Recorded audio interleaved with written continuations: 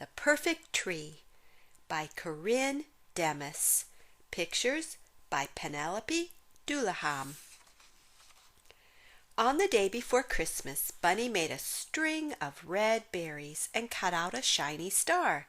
Then she put on a muffler and mittens and set out to find the perfect Christmas tree, one that was just her size. Squirrel was collecting pine cones in the woods. "Where are you off to this morning?" he asked. "I'm looking for the perfect Christmas tree," said Bunny. "A perfect tree should be bushy," said Squirrel, "just like my tail. Try looking in the meadow." So Bunny went off to the meadow to look for the perfect tree. She found a tree that was just her size, but it wasn't bushy like Squirrel's tail. Mole heard Bunny passing by and poked her nose out of her hole. "What are you looking for?" asked Mole. "I'm looking for the perfect Christmas tree," said Bunny. "A perfect tree should have a point on the top for a star, just like my nose," said Mole. "I don't get out much, but I believe you'll find one in the far field." So Bunny climbed over the stone wall and looked in the far field for the perfect tree. She found a tree that was just her size and bushy like Squirrel's tail, but it didn't have a point on top for a star. Cardinal was perched on a branch nearby. "What are you looking for?" asked Cardinal. "I'm looking for the perfect Christmas tree," said Bunny. "It's color that counts," cried Cardinal.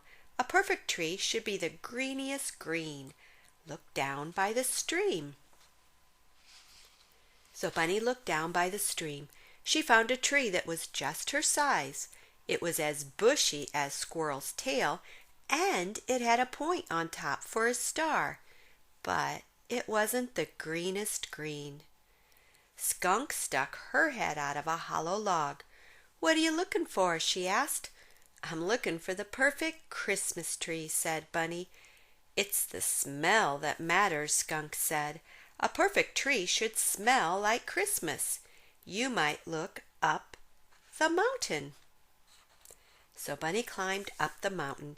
She sat down on a rock to catch her breath before she started searching again. There were so many trees. Bunny found a tree that was almost perfect. It was just her size.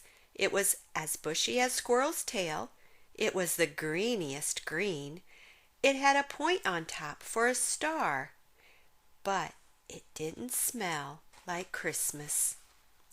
Deer came wandering out of the thicket. "What are you looking for?" asked Deer. "I'm looking for the perfect Christmas tree," said Bunny. "What makes it perfect?" asked Deer. "It should be just my size. It should be bushy. It should have a point on top for a star. It should be the greenest green, and should smell like Christmas," said Bunny. "Do you look in the meadow?" asked Deer. "Yes," said Bunny. "Did you look in the far field?"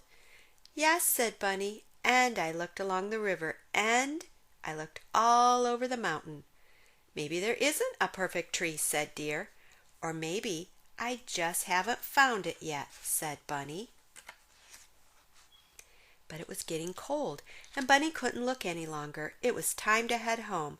She climbed down the mountain and hiked along the stream across the far field, over the stone wall, through the meadow, and into the woods.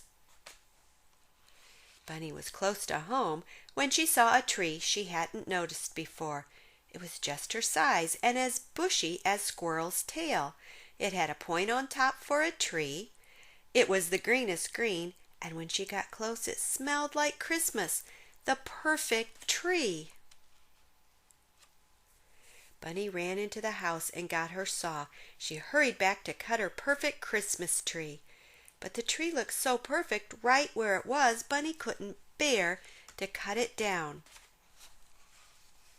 Bunny ran back into the house and got the shiny star and the string of red berries. Mole and Deer and Squirrel and Skunk helped Bunny decorate the tree. Cardinal put the star on the top. The bunny and her friends circled the tree and sang carols together. And now It was the perfect Christmas tree.